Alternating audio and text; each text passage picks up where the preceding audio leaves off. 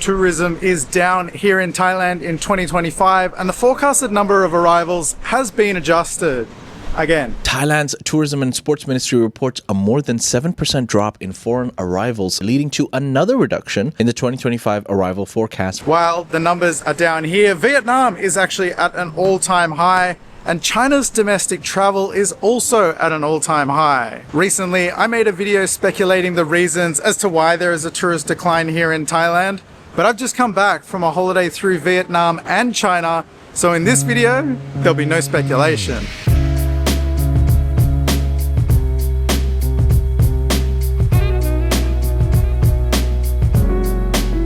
So let's start off with some numbers and some hard facts.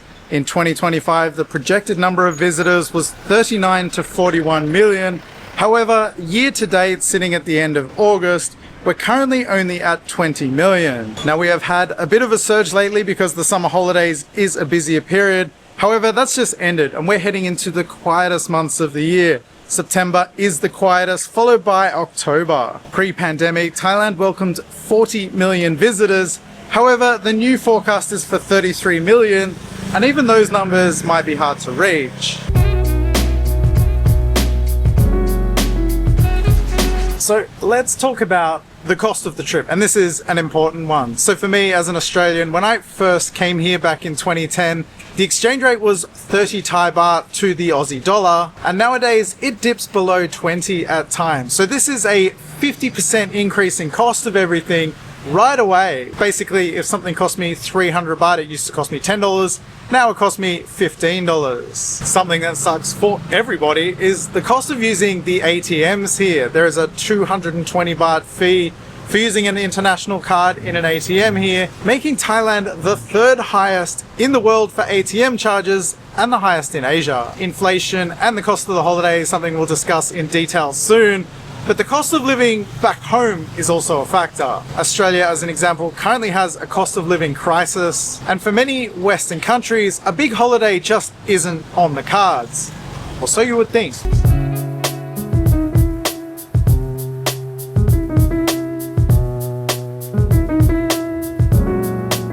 Now, it's really easy to draw the conclusion, hey, maybe people just aren't traveling as much as they used to. But what's really fascinating is that while the numbers are down in Thailand, neighboring countries such as Malaysia, Laos, Cambodia, Japan, and Vietnam have all seen an increase year on year. Vietnam is currently at an all-time high, even beating the pre-pandemic numbers, and has seen a significant increase from last year. Malaysia is up 20%, Cambodia is up 16%, and Laos is up 28%. Year on year. Vietnam has seen solid increase. Quarter one was up almost 20%, and quarter two has seen almost 25% increase from this time last year. And in my recent videos from my trip to Vietnam, my comments section was filled with people saying they now prefer Vietnam over Thailand. So let's talk about the Chinese tourism numbers, as they make up the largest portion of Thailand's tourism, and these numbers are concerning. Pre-pandemic, Thailand welcomed 11 million Chinese tourists. However, last year was down at 6.73 million, and year to date, Chinese tourism is at 2.93 million people. This is quite surprising, especially since Thailand relaxed the visa requirements last year, meaning Chinese visitors no need to apply for a visa, they get one on arrival here in Thailand, making the whole process much more easy and much more attractive. China has safety concerns about visiting Thailand, with a high-profile kidnapping reported here that blew up all over social media in China. Also, more and more people being educated about the dual pricing and the taxi scams that go on here, and travelers generally aren't as naive as they used to be. Now, I just got back from 10 days traveling through China, and I think I know the real reason why Chinese tourism is down.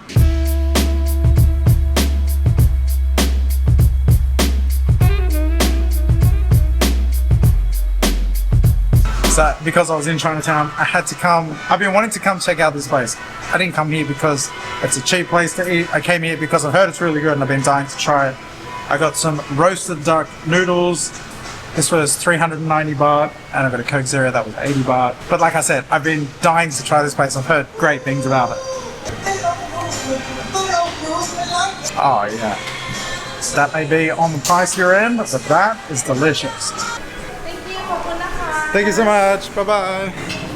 Well, that was an awesome lunch.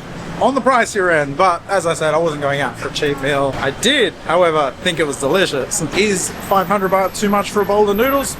You be the judge. Now, I want to talk about dual pricing and the gap between tourist destinations and the local areas. Now, that lunch was, I'm in Chinatown. I wasn't looking for a cheap lunch. That's in the touristy area, but it was still, at its most basic form, 400 baht for a bowl of noodles. It was with duck and it was delicious, but for Thailand, that is a lot of money for a bowl of noodles. When I lived here during the pandemic and the borders were closed, these tourist targeted prices were far less common. Businesses had to adjust the prices to suit the locals at that time, or they would have had basically no business at all. Now, when the borders opened, the prices instantly went up.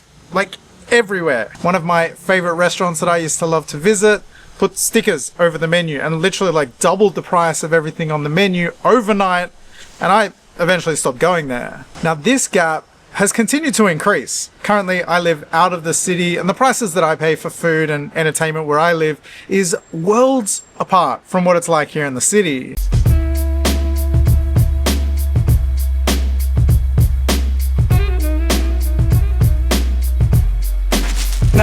Days ago, I went to a bar and had a couple of beers by the river. You may have seen the video I made on that. When I was there, I didn't actually look at the menu. I just ordered a beer, and when it finished, I ordered another one. Now, those two beers cost me over 250 baht each.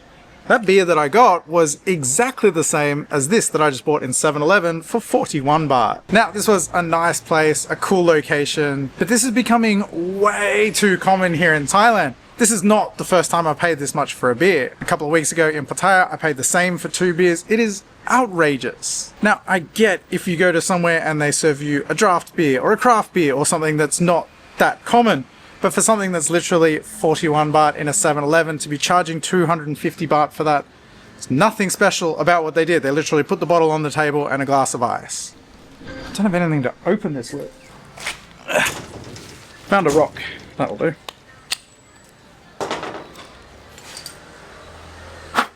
Cheers.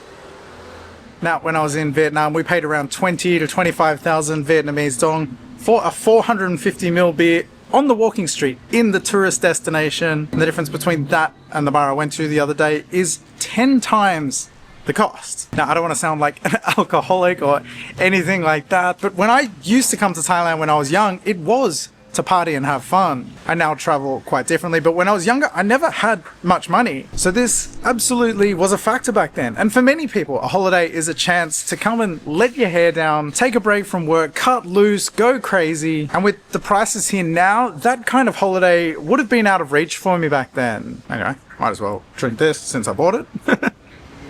Now, as I mentioned, I just came back from a trip through China and Vietnam, and I wanted to share my experience on Vietnam. Speaking on the cost side of things, I can't stress enough how surprised I was with the price of literally everything. Everything is cheaper in Vietnam. Food, transport, entertainment.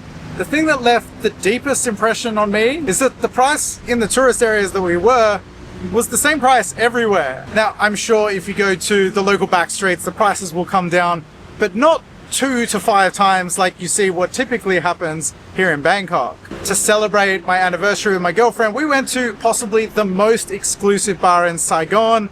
It's called Blank Lounge. It was on the 75th floor of the tallest building in Ho Chi Minh.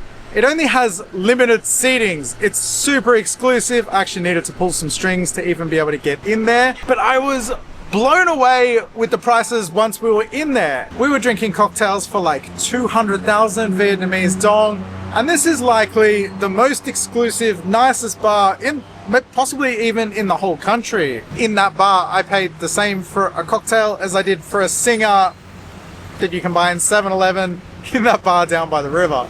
One night we had a mountain of seafood and 7 beers between us on the walking street, and we paid 520,000 Vietnamese dong. The value for money there in going out, especially eating or drinking, is just insane. Everything, absolutely everything in Vietnam is considerably more affordable than Bangkok. And as for my younger self that used to travel on a budget and want to party the whole time, this is way more appealing. Western media would love you to think that China is suffering right now because of the tariffs and everything, but Chinese domestic tourism is at an all-time high. In my travels around, I couldn't believe how many people were in the train stations. It blew me away. What really took me by surprise the most is that I expected China to be quite expensive, or at least more expensive than Thailand, but that wasn't the case at all. Everything was cheaper. Accommodation, meals, entertainment, transport. I couldn't believe it when I was there. Now, these cities that I visited, they're not like run-down developing cities or anything like that. They're futuristic, they're clean, they're developed, and incredibly efficient. We took the train in Chongqing, and it was 9 baht to go, I think it was like a 15-minute trip or something. I had my Thai bank account linked with the payment system there, and every time I would pay for something, I would get the notification from my Thai bank, and when I tapped off, it said 9 baht. And I couldn't believe that. Something else that also took me by surprise is that we ate at the restaurants in the tourist areas, and the price that we found for all of them was pretty much exactly the same as the prices that we paid in the back alleys. Now, traveling domestically in China is really easy. There's amazing high-speed trains. The train stations were beyond massive. They're super efficient with everything, and being more affordable and easier than traveling to somewhere like Bangkok, you have to ask yourself, what's the appeal to come here? Obviously, traveling abroad is fun, but if you can have a higher quality trip locally for half the price, it really is a tough sell. Alright, I want to discuss a pain point of mine living here, and that is the taxis. Now, I love Thailand. I want people to come here. I want the local businesses to do well and the people to benefit from the tourism of people coming here. But there is one thing that I hate, and that is the taxi scams. It's no secret that Thailand is well known for its taxis trying to rip people off and not put on the meter. And my main issue with this is not only does it turn off people that come here, it turns people off Thailand. These people are also stealing. They're stealing from you, they're stealing from the company that they work for. They're supposed to have the meter on to pay whatever, a percentage or however that works. Now, where this really sucks is for the honest taxi drivers. The majority of them are honest, fair, and will put the meter on. It's just not in the tourist areas. It's not in Chinatown. It's not in Sukhumvit Road. Out where I live, we take taxis all the time. We just ask them where to go, they put the meter on right away. The ones that are sitting around eagerly waiting for your business, they're the ones to avoid. Now, while a lot of this may sound like doom and gloom, I actually see a lot of this as a positive thing. The decreasing tourism is going to force change. I have come to these conclusions just by going on a 3-week holiday, and I'm just some guy. You have to imagine there are teams of super smart people that are aware of these challenges and know the changes that need to be made, and I'm sure they're already working towards these changes before it's too late. They did it during the pandemic. The price of everything came down. Now, for me personally, selfishly, I love when it's quieter here. The less people here, the better. But for all the honest and hardworking people here, I do hope to see a change that benefits everyone. What's that expression? A rising tide lifts all ships? That's what I'm hoping for here.